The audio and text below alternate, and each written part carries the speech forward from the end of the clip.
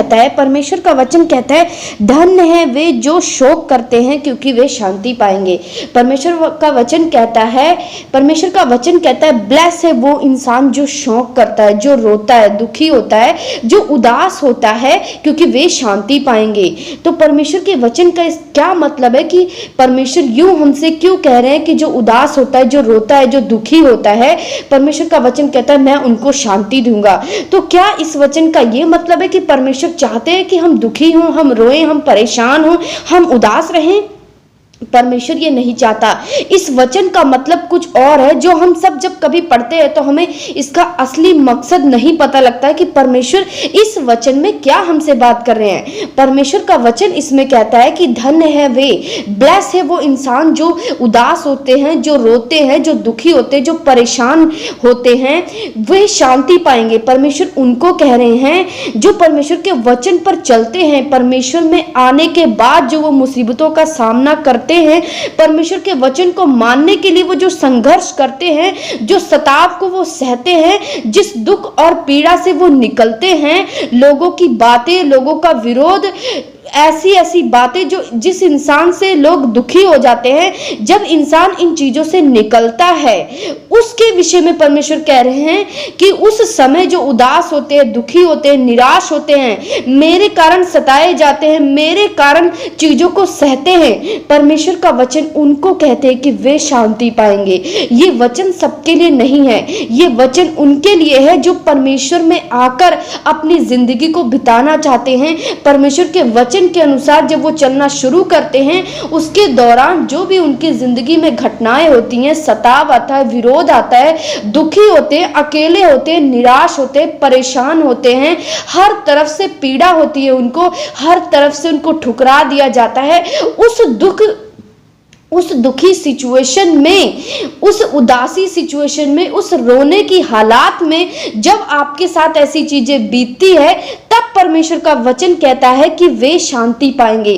परमेश्वर का वचन उनको शांति देने की बातें कर रहा है जो परमेश्वर में आने के बाद उदास और दुखी और संघर्ष को लेते हैं परमेश्वर के वचन को मानने के लिए। तो इस वचन का गहरा मतलब आपको पता होना चाहिए कि परमेश्वर किस विषय में बात कर रहे हैं। तो परमेश्वर का मकसद यही है कि जब आप प्रार्थना करते हो, जब आप परमेश्वर में आ जाते हो, तो हर एक चीजों को सहते हुए, दुख और पीड़ा को सहते हुए परमेश्वर में आगे बढ़ो, क्योंकि आगे तुम्हारा शांति इंतजार कर रहा है, एक अच्छी जिंदगी तुम्हारी इंतजार कर रही है। जब परमेश्वर के वचन को आप पूरा करोगे, परमेश्वर की परीक्षाओं को जब आप पास करोगे, उस सिचुएशन में भी, दुखी हालातों में भी परमेश्वर का धन्यवाद करोगे, तब परमेश्वर का वचन कहता है मैं उनको शांति दूंगा, मैं उनको वो सब चीजें दूंगा जो उनको चाहिए।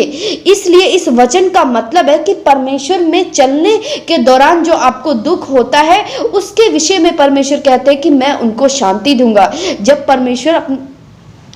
परमेश्वर परीक्षाएं लेता है आपकी, तो बहुत ऐसी सिचुएशन से आपको निकलना पड़ता है जहां आपका कोई साथ नहीं देता, आपके अपने आप का साथ छोड़ देते हैं।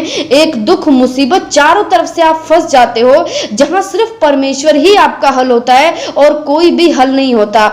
आप अपनी बुद्धि का भी अगर इस्तेमाल करते हो, तब भी आप देखोगे कि की बुद्धि भी सफल नहीं होती, क्योंकि उस समय परमेश्वर का वचन कहता है कि सिर्फ परमेश्वर पर भरोसा रख, परमेश्वर पर उम्मीद लगाए रख, परमेश्वर पर आशा रख।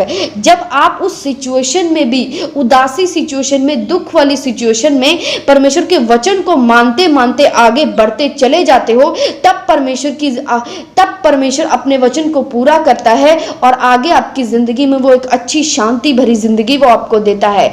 इसीलिए जब आप मसीह में आ जाते हो, जब आप परमेश्वर यीशु मसीह को ग्रहण कर लेते हो, तो उसके बाद आपको डरना नहीं है, मुसीबतों से नहीं डरना, विरोध से नहीं डरना, लोगों के रिजेक्शन से नहीं डरना। आपको दुख उठाते हुए आगे चलना पड़ेगा। आपको कुछ दुख, मुसीबतें, आपको रिजेक्शन, पेन, जो एक इमोशनल पेन होती है, इन सब चीजों को आपको लेना पड़ेगा, क्योंकि परमेश्वर का वचन आपको इसमें साफ कहता है कि ब्लेस है जो शोक करते हैं। इस चीज का शोक आप करो करोगे, क्योंकि ये परमेश्वर की ओर से निर्धारित है। सताए आप जाओगे और इस सताव को आपको लेना ही पड़ेगा। इस रास्ते में आपको सताव का सामना करना पड़ेगा, क्योंकि परमेश्वर का वचन कहता है कि मेरा रास्ता है जो सकरा है, दुखों भरा है, शोक का है, उदासी का है, रोने का है, पेन का है। सब लोग तुम्हें छोड़ देंगे, ऐसा रास्ता है। इस रास्ते पर भी तुम्हें विश्वास के साथ चलना पड़ेगा। उसके बाद परमेश्वर कहते हैं मैं उनको शांति दूंगा, मैं उनको हर एक चीजों से आजाद करना शुरू करूंगा। जो वो चाहते हैं मैं एक समय के बाद उनकी जिंदगी को बहुत ब्लेस करूंगा। जहां वही लोग जो आपका विरोध कर रहे हैं वही आपको इज्जत और मान और सम्मान देने लग जाएंगे। इसीलिए इस वचन का मतलब है कि अगर आप दुख में हो, शौक में हो, उदासी में हो, रिजेक्शन में हो, अकेले में हो, गरीबी में हो, तब भी आपको परमेश्वर पर भरोसा रखना। तो नाना प्रकार की परीक्षाओं में पड़े तो इसे आनंद की बात समझ, खुदा का धन्यवाद कर, क्योंकि ये परीक्षाएं आपको बिल्ड करेंगी, ये परीक्षाएं आपको मजबूत करेंगी, ये परीक्षाएं परमेश्वर में आपको आगे लेके जाएंगी और आपकी जिंदगी को पवित्रताई में बनाए रखेंगी। यही परीक्षाएं आपको बिल्ड करेंगी मसीह में एक लंबा समय खड़े रहने में, परमेश्वर के वचन को ना तोड़ने की एक हियाव और हिम्मत, ये परीक्षाएं आपके अंदर बनी रहेंगी। इसीलिए परमेश्वर का वचन है जो परीक्षाओं से निकलना जरूरी है, क्योंकि परीक्षा के द्वारा ही आप मजबूत होंगे परमेश्वर को वचन को मानने के लिए। तो ये परमेश्वर का वचन बहुत ब्लेस है। जब आप इसकी गहराई के भेदों को आप समझोगे तो आप आज़ाद होगे और अपनी सिचुएशन में बाय फेथ परमेश्वर के साथ चलना शुरू करोगे और अपने दुखों में भी खुदा का धन्यवाद करोगे और शौक भी करोगे। तो आगे वो वचन जरूर पूरा होगा कि वे शांति भी पाएंगे। मतलब परमेश्वर आपको आने वाले कुछ समय के बाद शांति भी देगा।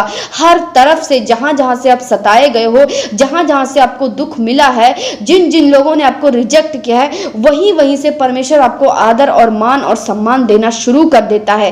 इसीलिए परमेश्वर का वचन कहता है धन्य वे जो शोक करते हैं वे शांति पाएंगे, क्योंकि इस वचन का मतलब गहरा है। जब आप इसे समझोगे तो आप जानोगे कि परमेश्वर क्या कह रहा है और परमेश्वर क्या चाहता है आप सभी लोग।